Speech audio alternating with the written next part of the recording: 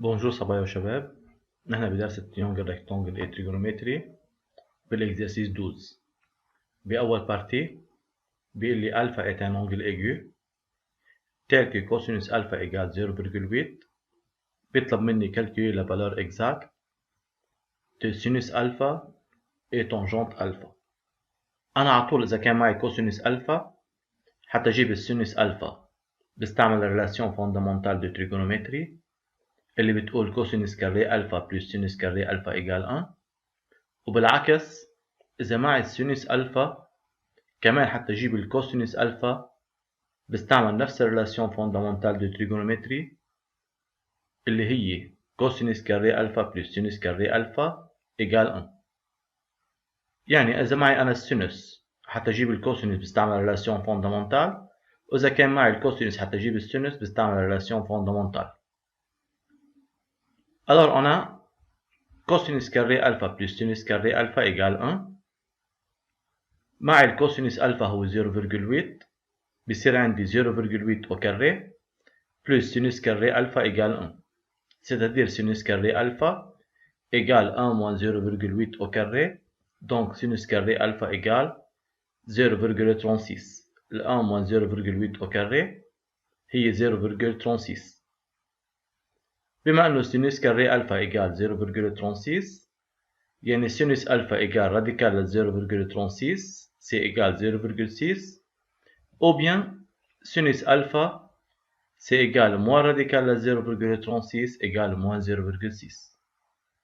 هلا أنا عندي deux solutions، واحدة منها acceptable وواحدة inacceptable.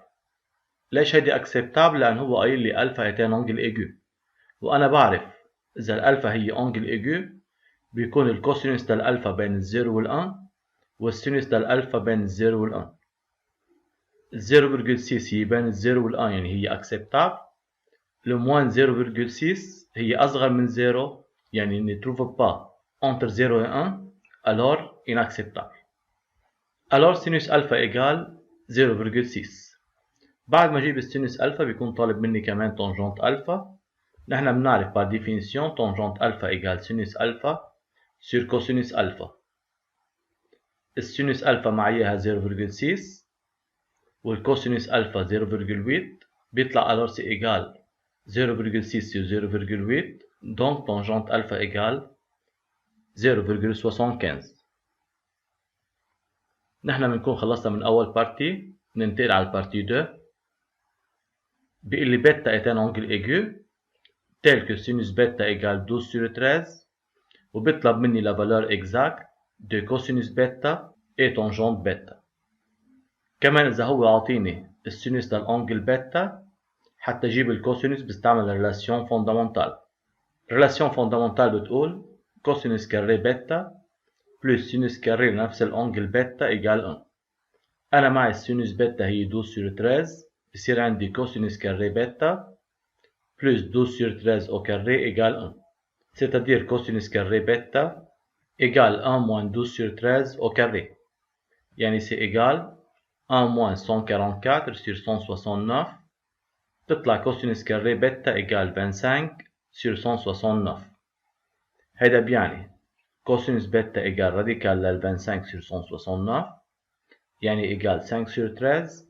ou bien cosinus bêta égale moins radical لل 25 sur 169 يعني c'est égal moins 5 sur 13. كمان عندي deux valeurs، هيدا الفالور هو acceptable وهيدا الفالور inacceptable. لأن بما أنه البيتا هي angle aigu معناتها الكوسينوس بيتا والسينوس بيتا بين الزيرو والأن. ال 5 sur 13 هي بين الزيرو والأن معناتها acceptable. le moins 5 sur 13 هي أصغر من 0 معناتها ما موجودة بين الزيرو والأن معناتها inacceptable. بكون أنا جبت الكوسينوس بيتا بيطلب مني كمان tangente بيتا. aussi tangente bêta égale sinus bêta sur cosinus bêta par définition.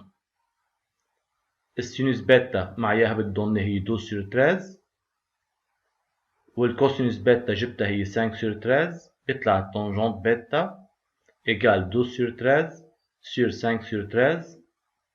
alors c'est égal 12 sur 13 fois 13 sur 5 On simplifie par 13, alors c'est égal 12 sur 5 يعني c'est égal 2,4.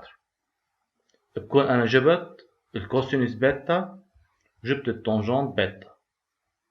ننتقل على البارتي 3.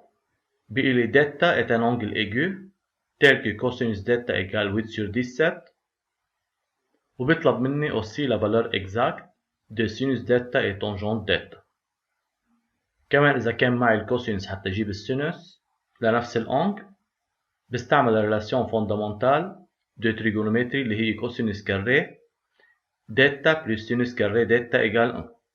بما أنه كوسينوس كاري ديتا بلس سينوس كاري ديتا إيجال 1 وأنا معي الكوسينوس ديتا هي 8 sur 17 بصير عندي 8 sur 17 au carré plus sinus carré d'eta égale 1. C'est-à-dire sinus carré d'eta égale 1 moins 8 sur 17 au carré. Yani c'est égal 1 moins 64 sur 289. بيطلع alors sinus carré d'eta égale 225 sur 289. هذا بيعطيني sinus d'eta égale radical 225 على 289. يعني c'est égal 15 sur 17 ou bien égal moins radical de 225 sur 289 يعني égal moins 15 sur 17. Aussi c'est une valeur inacceptable et c'est une valeur acceptable car lorsque θ est un angle aigu, cosinus θ et sinus θ sont compris entre 0 et 1. Et le 15 sur 17 est une valeur acceptable car elle est compris entre 0 et 1. Mais c'est une valeur inacceptable. بعد ما أجيب السينوس ديتا حتى أجيب التونجنت ديتا on dit de même tangente ديتا égale sinus ديتا sur cosinus ديتا. السينوس ديتا طلعتها هي 15 sur 17 والكوسينوس ديتا معايا 8 sur 17 بيطلع alors c'est égal 15 sur 17 divisé par 8 sur 17 بيطلع réponse égale 15 sur 8 ou bien 1,875 كون أنا جبت tangente ديتا.